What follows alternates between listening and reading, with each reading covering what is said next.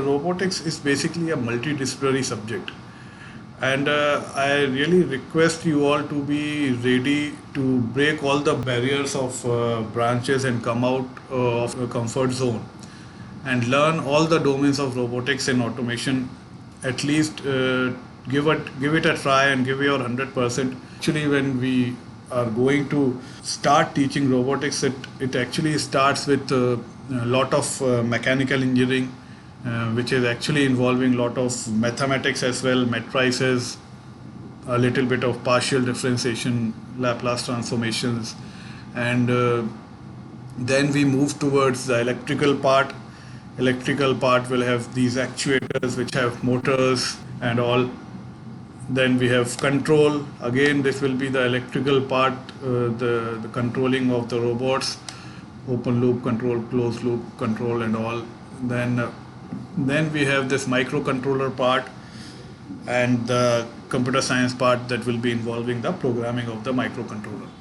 So robotics is basically quite multidisciplinary subject. So it will be very helpful to electrical and computer science people. But initially, to start with, I would just like to say that it will be a bit of mechanical and mathematics.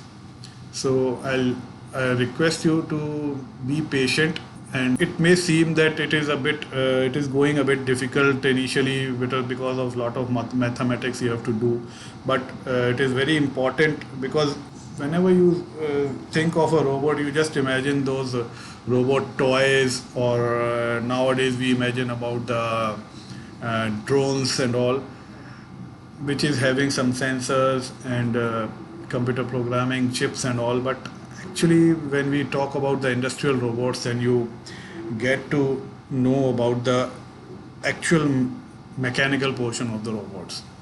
So fine. So I'll be basically now starting about the robotics portion, and today we'll be dealing with this history of robots.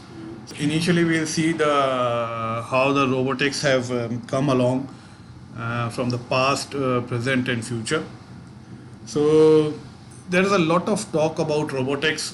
This word robotics is used extensively, and whenever you look at TV, you look at newspapers, there is always something or other to do with robotics. Okay.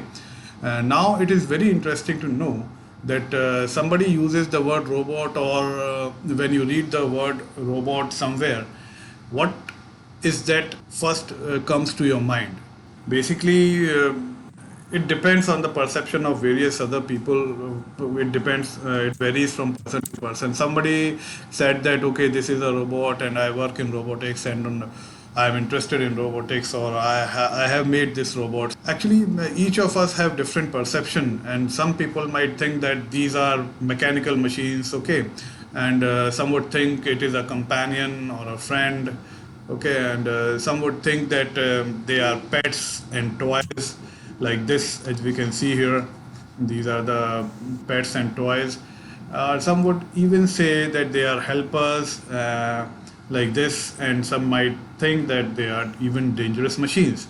Maybe all of this would come to your mind, okay, but certainly something would come to your mind, right? And because there's a lot of exposure today nowadays about robotics. And it is very interesting to know that as the time has progressed, our concept of robotics have also moved in this direction actually. Okay. In 1960s, 70s, there were mechanical machines doing jobs in industries. So this was the past basically. In 1960s, we started with these industrial robots, and they were the mechanical machines doing jobs in industries. Then little bit more advanced, we have robots which are basically like friends and companions, and we have robots in other areas also. Social robots, friends, companions, pets, toys, helpers. May not be so much in India, but in foreign countries, helpers are already there. Okay, so rehabilitation helpers, they are already there in other countries. Then this is another one which is becoming very common, which is the dangerous machine. For example, automation, yeah, automatic weapons, drones, these are all robots and are dangerous machines. So depending on what you are thinking of robots, something will come to your mind. Okay, so now this business of robots have moved on from past, present, and future. And why this is important is the past, where it came from, or this, as you can see in this slide, these are the industrial robots which were over 1960s and 1970 robots. A lot of robots doing a particular task in the industry, like in automobile industry or electronic industry. So this is the past basically. So robots were essentially used to replace the human muscular power in industry. So basically, any machine we build, this is according to mechanical engineering also, any machine we build, we are building to facilitate the human beings, or to make the life of human beings easier. Now, this was the past basically. So what is the present? So this is the present. Amazon robot. So in Amazon robotics, you might have seen this video, I suppose. So I'll just like to play a video, and be patient to watch this video, so you'll get an idea of the present scenario of. Attention, attention, attention, attention, attention, attention, attention, attention, attention. Yeah, let me show you a day in the life of a robot. I'll give a play-by-play. It's about a 3-minute clip, and I'll narrate kind of fast-paced, but you'll get a sense for what all is going on, under the hood here. So how does it work? It starts with a collection of thousands of pods containing tens of thousands of inventory items, and a collection of pack workers on the side of the building, as you saw. And the whole process begins when Mrs. Smith goes to the website and orders red, green, and blue. And she says, submit order. Now our job becomes to find the pod with the red t-shirt that we want to use, match it up with the station, match it up with the robot. And then we hand out a mission to the robot. So we choose a robot and say, you're the guy, and we send it on a mission to go and fetch that pod. And we ask it to drive in Manhattan-type north, south, east, west trajectories, and to tunnel underneath the other pods as much as possible, leaving the highways clear for inventory traffic. When it finally gets to its destination, it actually does a corkscrew motion to lift the pod just a little bit off the ground so we can carry it. And then it'll actually step out onto the local street, and from here it's trying to make its way up to the front of the building where that highway is.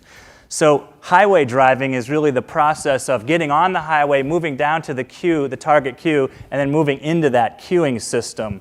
And there again, what we're trying to do is just make the work, so it's actually a lot easier when they move in real time to get across the highway. But you can see them drifting across the highway there. And we're just trying to arrive in the queue in time for the next pick. We don't want too many there, we don't want too few there. Here's an overhead view of the queuing that takes place or takes over at this point. Supporting the pick worker, they reach in, pick, scan, pack, and basically this is the effect if you're the pick worker. So they simply put out their hand and the product shows up. So we try to simplify their life and hide the technology. He looks thrilled. He's a all Kiva pick workers are happy pick workers. Here, you go back to the queue and you see behind the scenes, we've made her life incredibly easy, but we're actually rotating pods, bringing the next one in, and managing the whole on-deck process there. When they're done with the pod, of course, it now needs to return to storage. And so we think a little bit in reverse here and say, well, given what's left on this pod and what the current state of the warehouse is, we need to find a new spot. And it might be way in the back of the warehouse because there's nothing interesting left on this inventory pod. And so it leaves the queue and it crosses back over the highway and returns to the storage zone. And then it'll make its way, just like it did to the front of the building, it'll make its way to the back of the building. In this case, it looks like he's got a little bit of a swagger, having just completed the important red t-shirt pick. But he's headed for some remote parking spot in the back of the building. And when he gets there, he just uncorkscrews the pod back to the ground. And so very much the reverse of what we did to take the robot on the mission up. Now, the system says, great, thank you for that red t-shirt. Your next mission is to go charge yourself. And so we send it over to take a 5-minute drink off of the charger. And for him, he's like, great, next, I'm out. Somebody else takes over from there. Wow. So this is the present. So present is basically Amazon, and you might have seen this video. And in Amazon Robotics, there are robots basically which are used almost everywhere, right from material handling to literally everywhere, dispatching the objects and all. This actually shows that we are actually connected to robotics in almost every way. We might think that we have nothing to do with robotics, but and it is just a subject. Robotics is just some kind of subject somewhere.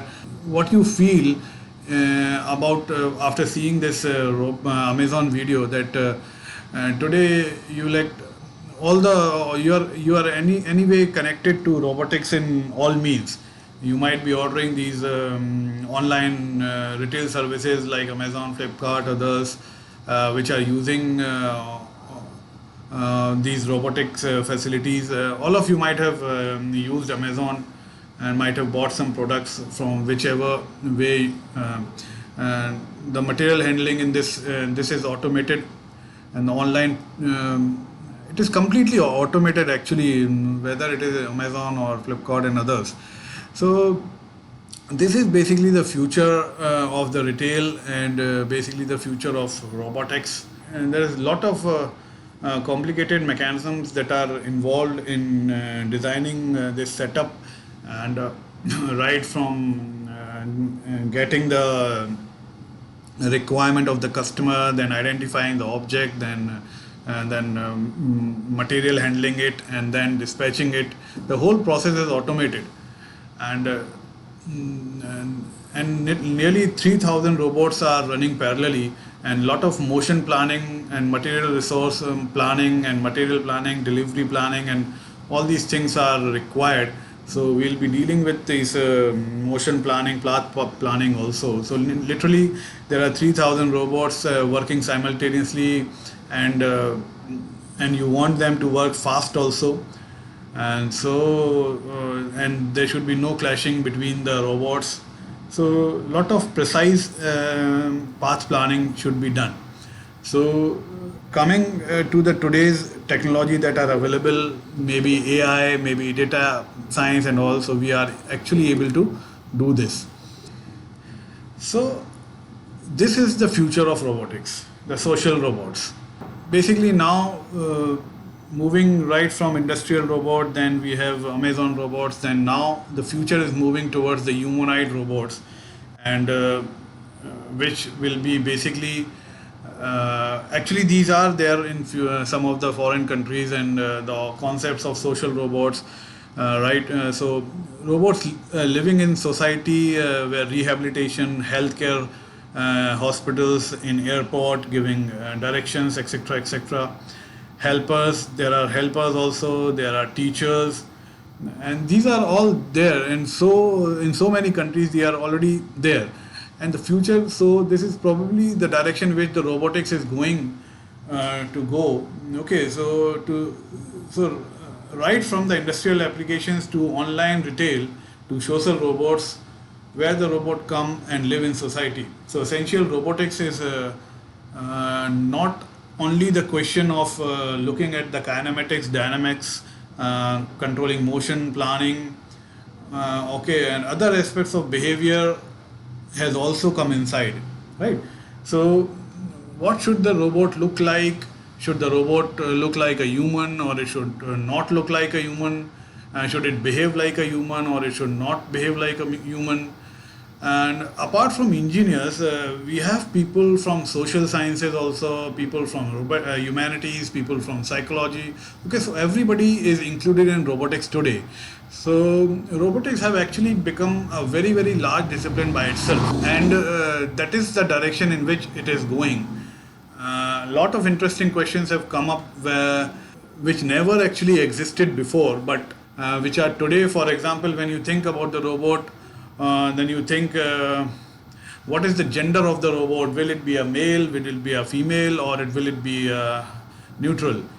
These questions did not make sense 20 years ago. But today it makes sense, because today if you are going to buy a robot, or a robot be there in the airport or in the hospital, then you should think that what should be the gender of that, okay? And this will come into your mind So these kinds of things make sense today, which 20 years back were not existing. So this is the progressing scenario of the robotics as a topic, and it is likely to go to the next 20 to 30 years at least, where we are going to automate a lot of services and industries.